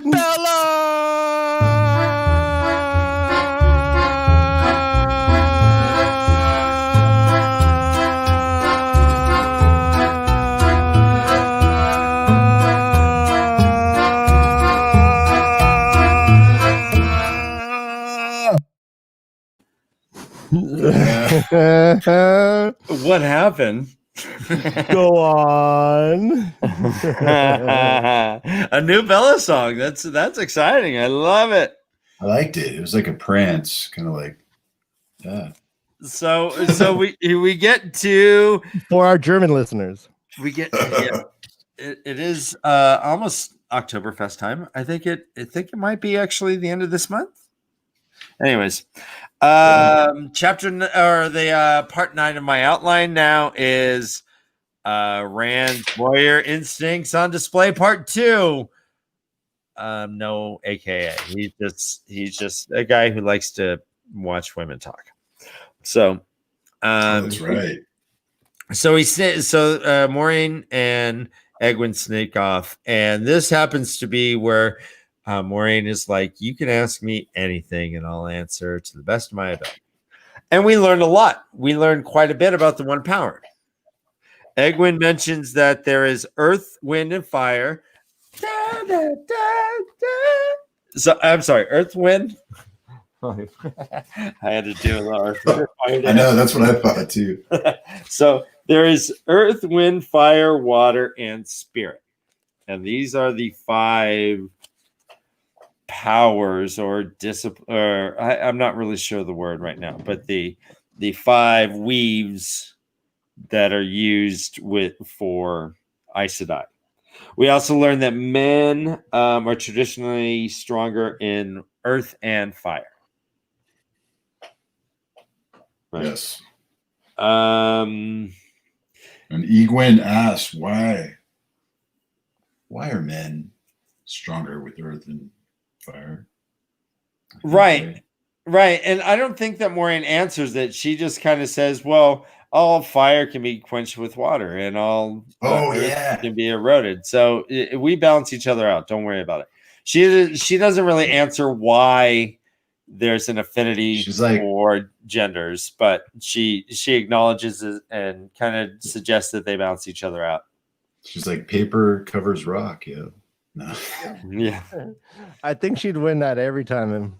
Oh, totally. She uses the phrase with Egwin that she threw custom and convention over the fence, which I think is a pretty cool. Oh, that's right. Yeah. That kind of that glimpses into the Two Rivers culture, I guess.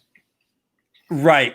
And and also says that the old blood sings, and that there was two people that Maureen had, and Egwin instantly. Who does she say? She says some Kari or I can't remember. What I think Kari Thane. I think one of the Thane kids. So what did you think about that? Well, at first, when I was reading it, I was like, "Oh, who's the other one?" She doesn't say if it's a man or a woman yet, and I was like, "Is she talking about Rand?" But then she says her, so I was like, "Oh, naive." Right? Well, she says that her path leads a different way. She fears, so it doesn't really define who it is right now. But your guess is Nynaeve? No, yeah. Okay. We hear the term initiates in regards to those who want to go to the White Tower.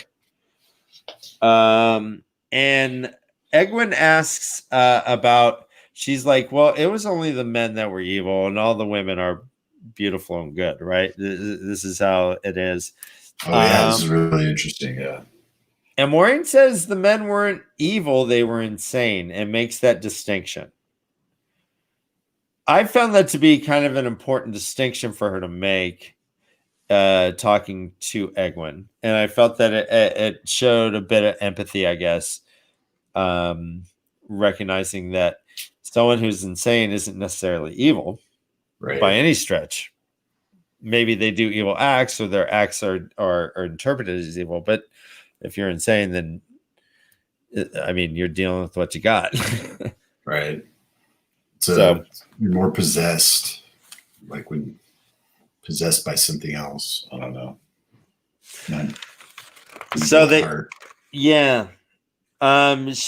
Egwene asks, so why did the Trollocs come to the Two Rivers?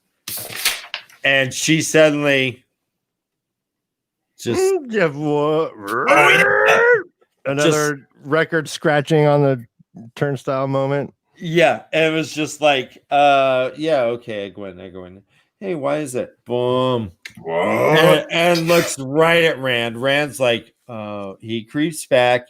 He goes under his bedroll. He hears Lan stir, but assumes that he is still asleep. Do you think Lan was aware that he had left or that he had returned? There you go, buddy. Probably. I mean, warders are so connected to their Aes Sedai. So he was probably watching Rand, watching them. Oh, funny. But I love that moment. That moment, it'll be so cinematic. It's just such a cinematic moment. I think the show, it'll be such a cool scene. Like, oh man, I can't wait for that.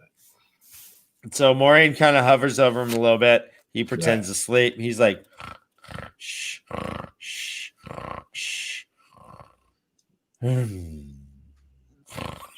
then turns his head and Maureen's gone. So that's exact. Thank you. That was very convincing. Thank you. Honk shoe. Correct. Yeah. So he pretends to sleep. He finally falls asleep and has weird dreams that everyone in the Two Rivers is the false dragon and just crazy dreams. Oh, and they have blue stones in their hair. Everybody has blue stones. Right. All the women have the blue stones in their hair. Correct. Yeah. So the sixth day, we see Matt has also so Tom has kind of been showing a little bit of love as well too. I do have him as his own Montessori, a tiny bit further away, but apparently Tom has been showing him how to juggle. Matt can do 4 balls, which is impressive if you ask a puppet. It took me like 6 months to learn how to juggle 4 balls. So, this now has to happen. You realize this? Oh man, this is not Chekhov's juggling. You are now going to be juggling 4 balls before the end of this. I'm doing them right now. I'm doing them right now. No, they're clear. I see him. Oh, the old clear ball technique. Okay. Wait, Ryan, you don't see those balls behind the back? And I ate the apple. See it in my mouth? All right. This is spectacular. This is truly spectacular. I'm sorry to even ever doubt you. All right, Go so on. Matt juggles 4 balls, which is pretty fly. I would hire him for a kids party. I would think if he wouldn't put wild animals, let them free in my kids party, like a badger or a wolverine. There you go. Weasel. Safety first. Safety for your children. And then suddenly Bearlawn comes into view, and Bearlawn is magnificent. It's described as being as big as Emmons Field and Watts Hill and Devon's Ride and maybe even Tarrant Ferry all combined. There's an inn that is 4 stories, has like 3 times as many chimneys, not an ounce of thatch to be seen. Yes. This is a progressive place, gentlemen. No thatch. We're moving on up, and the boys are just like, yokel, just so. But before they get there, Moraine kind of gives them a little pep talk and says, okay, you guys know me as Moraine, and this is land. They don't know that at all. So what we're going to do is they're going to call us Mistress Alice. This is Master Andra. And that's how you pronounce it. Oh, I'm sorry. Well, that's how Andra? No, I like that. Let's roll with it. So Mistress Alice and Master Andra, that's their aliases. They have fake names as they come in. And we get to part 10 of the we're almost there, guys. We get to part 10 of the outline, which is the Bearlawn Gates, aka White Cloaks.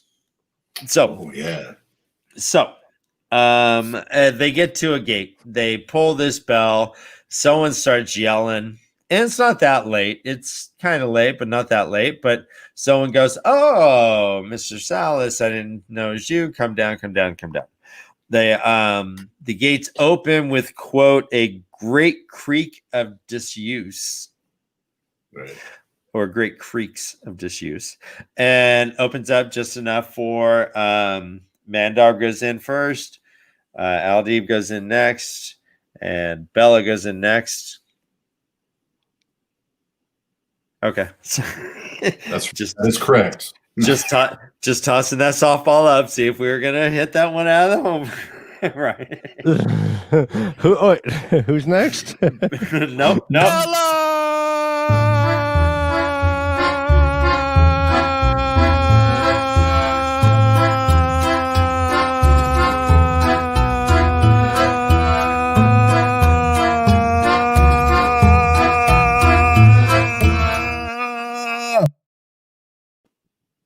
All right. Okay. Hit the 2 Bella minimum.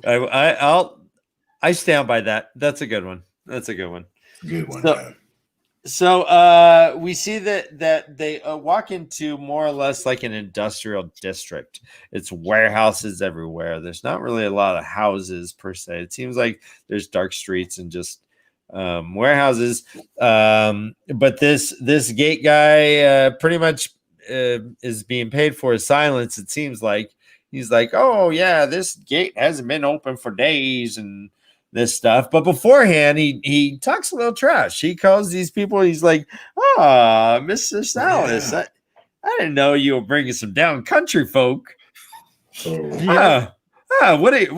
you go hunting for down country folk? And you found a couple straw-haired people in a village and just brought them on up? That's adorable. Yeah, that really opened Rand and Matt and Perrin's eyes, I think. Right. They're like, what? So let me ask you, why how do you think that was immediately obvious? Oh yeah, I guess Two Rivers folk attire is pretty obvious. Oh, okay. Like maybe some overalls, like they just look like farmers and sheep herders. I don't know. No, it's gotta be the clothing. And they're, I don't know. Right. Okay. Yeah. That's a good answer. Do you think that they have an accent?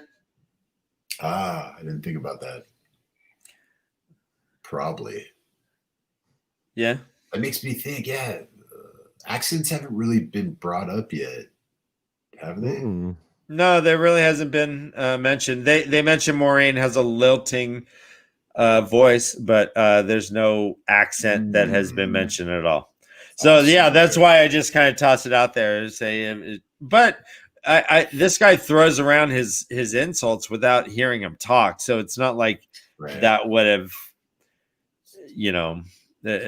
it's It's got to be their attire. Yeah. Was that a subscribe? But what about what if they just like it and they've already subscribed, right? Oh, there you go. There you go. Give him a jazzy early 2000s thumbs up. High five. Bam. Bam. All right. So he comes in, he's like, yeah, don't worry about me. No one's left this gate. This gate hasn't even been open. You're safe with me, and this is how I do a wink. Ding. So he gives them the wink. So we hear about White Cloaks. White Cloaks, Rand refers to as the children of the light. And it seems that they hate Aes Sedai as much as they hate Dark Friends. Yes.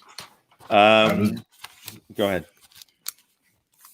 Yeah, just another, society introduced by Robert Jordan. Just, building the world, of course. And I'm so intrigued by them because they sound like they could be possible foes or could, lead to some entanglements that delays them, or I don't know. It's just a new danger, a new piece in the puzzle. Well, this gatekeeper does drop some knowledge here about the world around us. We hear that the White Cloaks are in town because of the false dragon that has declared himself in Ghealdan. Right. There's also mention of some trouble in Chaldea as well, as according to the gatekeeper. The White Cloaks, you can only let 10 into the city. The mayor is only letting 10 at a time, but everyone else is just kind of camped up in the hills, being an intimidating force. They kind of just walk around being mean looking. But we learn about this false dragon a little bit. That Aes Sedai, Moiraine had heard, or rather Lady Alice had learned that Aes Sedai had been sent to Ghealdan. This guy confirms it and also says, yeah, but they may be dead. I haven't heard. What I do know is that this guy can use the one power, that the thousands of them following him now. They call themselves the people of the dragon, and they are on their way to Tyr. But good luck, guys. Be careful and let them into the city. We get to the final part of this outline that is called You want dragon? You want dragon? I got dragon. AKA Tom's own Montessori. So Rand asked Tom, what's going on with this Tyr? What? And he mentions the Carthian cycle, which is a prophecy of the dragon. We have read a part of the Carthian cycle at the very beginning of this book, I believe. I'm pretty sure. Shoot. Tell me if I'm wrong. It might be the very beginning of book 2, but we have read this. I wouldn't know. No. Anyways, well, it's one. This book starts with 2 prophecies. Let me see real fast. I am reading. It's past the prologue, so I'm going past the prologue. And there's a map. And okay, hold on. So, sorry guys, I don't know if this is that big of a deal, but no, we do not. We have heard mention of it, I believe, from Tom than earlier. But it was mentioned at one time. But there's two other prophecies in the beginning. But the Carathian cycle is the prophecy of the dragon. Tom drops a couple nuggets of what he knows of it. He says that the Stone of Terror, he calls it, was the first fortress created after the breaking of the world. And he hears that this stone, the Stone of Terror, will not fall until the people of the dragon come and topple the stone somehow. And there's also a sword that can't be touched, he mentions. Right. He mentions that there's high lords in Tyr. And they're trying to it's all about the fall of the Stone of Terror is one of the things that heralds that the dragon has indeed been reborn and is fulfilling these prophecies. He mentions that Tyr and Amador hate use of the one power, and that Amador is where the White Cloaks are from. So what are your thoughts about the White Cloaks again? I'm really just intrigued by them. You know, they're definitely going to be, they're going to possibly make things complicated for this crew on their adventure. They don't like Aes Sedai. If Lady Moraine's cover's blown, then, you know, they got to get out of town, I think, which will be interesting. I don't know. Right. This does add in a variable, huh? But it sounds, the Children of Light, is that what they're called? Or the correct. And they refer to them as the children. Correct. They sound pretty pious. I'm not pious, but just I don't know, very religious or like strict, and like they follow like a doctrine and like look at things black and white. So they're very dangerous. They could really like foul things up. Okay. And do you think that's why they only let 10 into the city proper at any given time? Totally. So they're kind of like a gang or an army, or like a collective, like an army, like a gang, like That's what I don't know. Like, so are they in white robes or something? We just know that they have white cloaks, and that's what they're called. Okay. Yeah. So yeah, I'm just trying to imagine. I don't know. Do they have weapons or? Yeah. We haven't really heard yet. So Really we hear that prophecies are supposed to be hard because it seems like a conundrum that there's a sword that can't be touched, and the sword, the Stone of Tyr must fall, but it seems like an impossible thing. Which sounds very familiar, I might add. Oh, this just said going back to, I mean, the whole, King Arthur tale, which he talks about. I mean, he mentions King Arthur and the High Kings, and then the High Kings come up again. So I was really giddy when that happened. So it sounds like cool. It sounds like, it's the sword and stone thing with King Arthur. Okay, whoever could release it, is heralded as king. So the sword that cannot be touched is like the like Excalibur. Totally, that's what it was. Okay. Yeah. Okay. Awesome. Which is like a total homage, I think, and a tip of the hat, like Robert Jordan's.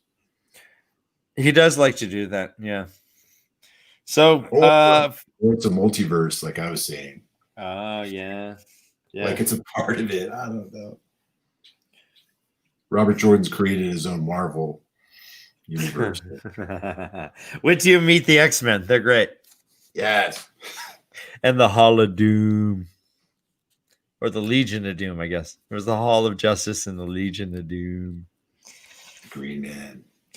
So Land kind of walks him through these dark alleys and kind of takes out his knife and pries open some weird gate. Goes in the back way and is challenged by someone named Munch, I think, or Munch, I think. And Edward Munch, the Scream. Edvard Munch. No, that's the Home Alone. Oh yeah. No, just kidding. So, and he's like, "Oh no, these are our guests. These are our guests. Welcome to the Stag and Lion, baby, Stag. baby." You like the name of that inn? The best hot baths in town, right? Right. They're getting hot baths. They're getting hot meals. This is the first time their travel's over for now. They are in Bear Lawn. They're at the Stag and Lion, and apparently the innkeeper knows Alice and Andra. And that ends on page 191, and 192 begins chapter 14, the Stag and Lion itself. So we'll talk about that next time. All right. Well, real quick, now we have just a couple minutes before we need to end this program. Thank you, everybody, for sticking around while we tried this kind of new format. Run the recap through Dan. Spoiler free. Have Todd participating. So we love your question. And mostly family friendly. That way, yeah, we had a little slip up there, but yeah, this is a won't happen again. No, this is a friend from Discord. Lord Captain Commander Dunn asks, "What are the craziest theories as you're reading the books? What are your craziest theory, Todd?" One of them is the multiverse. I don't know, like Robert Jordan's going to masterfully just take all the stories, all the fantasy stories, and just put them into one. Which would totally be mind blowing. I don't know. Oh, awesome! Like I don't know.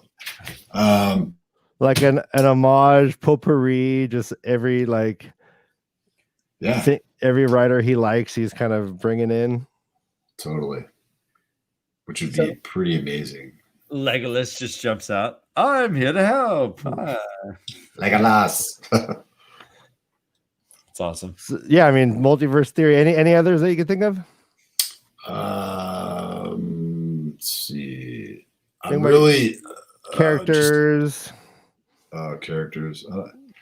I'm just thinking about the wheel, and like if it's figurative or if it's like actually like this huge giant wheel, like with all these tethers and weaves coming out of it. And I don't know. Maybe it is a pattern, it's like a weaving wheel. Yeah, I don't know. Crazier theories. I don't know. Is this the wheel you're thinking of? That's it. The wheel of thumbs up. Like this video if you haven't yet. All right, go on, Todd. Wheel of thumbs up. Craziest theories. Yeah, I don't know. Just multiverse. They could travel the patterns. Maybe. Mm-hmm. Okay. Nice. I'm thinking of Bill and Ted's Excellent Adventure. Oh. Like the graphics. I don't know. Yeah. Okay. So okay. All right. Okay. Beautiful. I don't know. I can't. My mind's a swimming.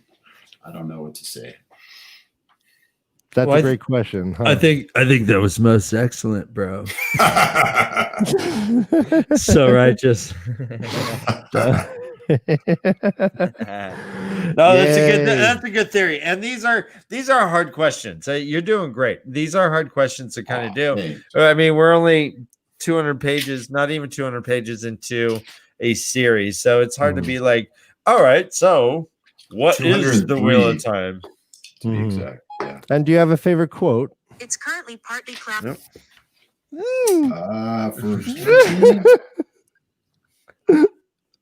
I do. I do have a favorite quote. All right, so Todd's gonna do his favorite quote, and then I'm gonna end the broadcast with a song from Hermit Convention that he did in collaboration with my band Homunculus Rex. So we'll get some more Craig here in a little bit, and that will end the whole entire event, and we will see you guys in Discord. Awesome. All right, so your quote, please. So this is in Land's training camp, Land's YMCA.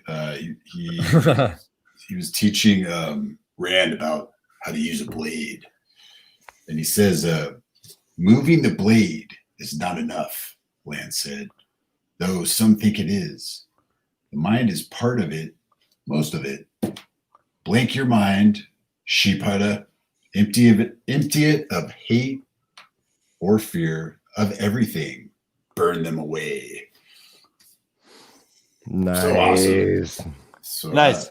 Yeah. And that is kind of what Rand does when he throws all his emotions into that flame, he says. oh, right.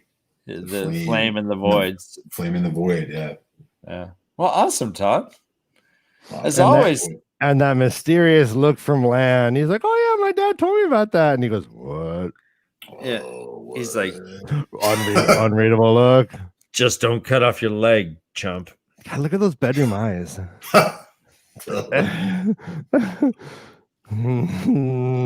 Lance, God, so He needs Just- more eyebrows. he's all man. Fellas, this sounds great, but Oh, you want to give him some eyebrow? it could use more eyebrow. All He's right, also- beautiful. Oh, he's also what? I like how he changes his cloak when he enters the city. Yes. Mm-hmm. all right. So pretty what did you cool. think about that? So why did he do that? He wants to maybe divert attention that he's a warder or something. It's like a warder cloak that he has. I don't know. Okay. I think it's like a multicolored cloak, the warder cloak that he wears outside of the city. Or it Yeah. changes color. It's like a camo. It Chameleon suggests thing. that it shifts a bit somehow, but it could be camouflage, perhaps. That's so awesome. Love Yeah. it. And then he Awesome. goes in. He has like city garb. Right. He had to put on his bear lawn clothes. He's like, yes. Call me Andra, and he's like, "Hmm?" And suddenly he has a tie on. He's like, It's like, "Hi, and I'm here just to do money- your taxes. I'm here. I have an appointment. I need to look at receipts. Thank you." All right, everybody. This has been great. Thank you so much for your time and attention. We will be back next week with another 2 chapters. Yeah. And we're just plowing through. If you want to connect with us, reach out to us on Twitter. We are Leaf_cast. We are also, our email is thewayoftheleafcast@gmail.com. You could connect with us there. And we are a podcast, which we don't really talk about that much. But yeah, we are a podcast. You can find us on iTunes, Google Podcasts, wherever you find those things as well. We love all the time and attention you are giving us, and we will give it back somehow in due time. Thank you for your questions. Thank you Thank for you. watching. Thank you for all your support. And we look forward to seeing you guys next week. All right. Yep. So Indeed. all right. So let's end this with a song with Craig, our friend. Craig. Craig. Bye, guys. All right. Back to reading. Chapter 14.